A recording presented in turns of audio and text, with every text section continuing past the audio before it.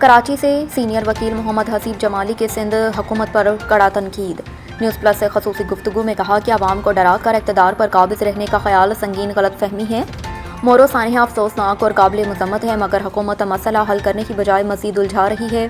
हसीब जमाली ने वाज़िया किया कि पुरअमन एहतजाज और तहरीकों को ताकत से नहीं दबाया जा सकता, असल हल सिर्फ बातचीत से मुमकिन है। बिस्मिल्लाहिर्रहमानिर्रहीम। हुकूमत की कोई मजबूरी नहीं है, उनका खौफ है और उनको ताकत को काबू में रखना है और कुछ भी नहीं है। वो समझते हैं कि लोगों को दबा के, डरा के, खौफ में रख के वो हुकूमत करेंगे, जबकि ये डेमोक्रेसी नहीं है। डेमोक्रेसी में तो लोगों की बातों को सुना जाता है, समझा जाता है, उसका मदावा किया जाता है, ना कि गरीब लोगों के ऊपर दर्जनों पुलिस वालों से तशद्दुद किया जाता है। मैं समझता हूँ कि जो मोरों में हुआ इंसिडेंट वो इंतहाई अफसोसनाक था। इसको बड़े प्यार से भी सुलझाया जा सकता था, लेकिन हुकूमत आज तक इसी चीज पे लगी हुई है कि किसी तरीके से लोगों को दबाओ।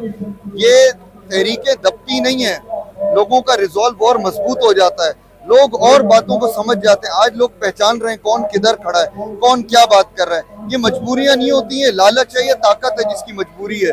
मैं समझता हूँ कि डेमोक्रेसी हमारे यहाँ नहीं है इस वक्त। हमारे यहाँ अथॉरिटेरियनिज्म है, वन मैन शो हो रहा है। हमारे यहाँ पुलिस का काम लोगों के लिए लॉ एंड ऑर्डर नहीं है, बल्कि जो पावर में है उसको पावर में रखना। बस पुलिस का एक ही काम है। शायद यहाँ पे हम खास तौर पे सूबा सिंध की मजबूरी है, लगता है कि जिस तरह इन्होंने पुलिस को किया हुआ कैप्चर। बहरहाल मैं ये भी समझता हूँ कि पीका एक्ट नहीं होना चाहिए। इसका मतलब आप सहाफियों पे पाबंदियां लगा दी गई हैं। आपको खौफ है कि कल को मैं रोटी खा सकूंगा नहीं खा सकूंगा, लेकिन ना एक एंकर को एक प्रोग्राम के ऊपर एकदम से मालिकान निकाल देते हैं, वो किसी की फरमाइश पे हो रहा है और कोई बात नहीं है। इसी तरीके से 26वीं अमेंडमेंट में जिस तरीके से नवाजा जा रहा है सिंध को, वो तबाही कर दी गई हमारी जुडिशरी की। तो ये बड़े सीरियस मसाइल हैं। ये पूरा फाइबर जो कॉन्स्टिट्यूशन कर रहे हैं उसको तोड़ रहे हैं, बेसिक स्ट्रक्चर को खत्म कर रहे हैं इस वक्त कॉन्स्टिट्यूशन के। मैं समझता हूँ ये लम्हे फिक्रिया है और काला कोर्ट को आगे आना चाहिए। और आज काला कोर्ट खड़ा है, आवाम की नुमाइंदगी कर रहा है। रोज लोग हमें मिलते हैं और पूछते हैं कि सर बाकी कोई सेगमेंट तो नहीं बोलता, आप लोग क्या कर रहे हैं।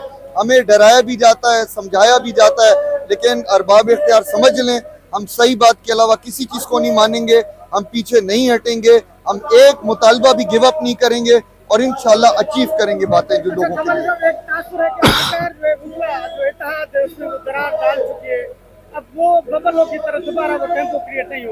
सर टेम्पो चंद अशखास से पैदा नहीं होता, टेम्पो अवाम से पैदा होता है। चंद अशखास को तो आप खरीद सकते हैं, अपनी गोद में बिठा सकते हैं, उनको कोई लारे लप्पे दे सकते हैं, लेकिन हमारे बाकी दोस्त आपके सामने खड़े हैं। ऐसा नहीं हो सकता कि चंद लोगों की वजह से एक इतनी बड़ी तहरीक दब जाए।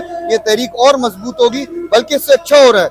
लोग पहचान रहे हैं कौन किधर खड़ा है, लोग पहचान रहे हैं कि कौन लोगों के हक में खड़ा है, कौन लालच में खड़ा है, कौन अपना सोच रहा है, कौन गरीबों का सोच रहा है। तो ये तो एक तरीके से अच्छी बात हुई कि लोगों की आंखें खुल गई हैं।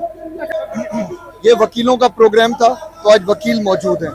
इंशाल्लाह जब हम कॉल सिविल सोसाइटी को देंगे तो आप देखेंगे कि वकीलों की तादाद बहुत कम होगी। जैसे बबरलो में हुआ था कि वकीलों ने एक चीज शुरू की और बाद में माशाल्लाह पूरे सिंध से आवाम खड़ी थी।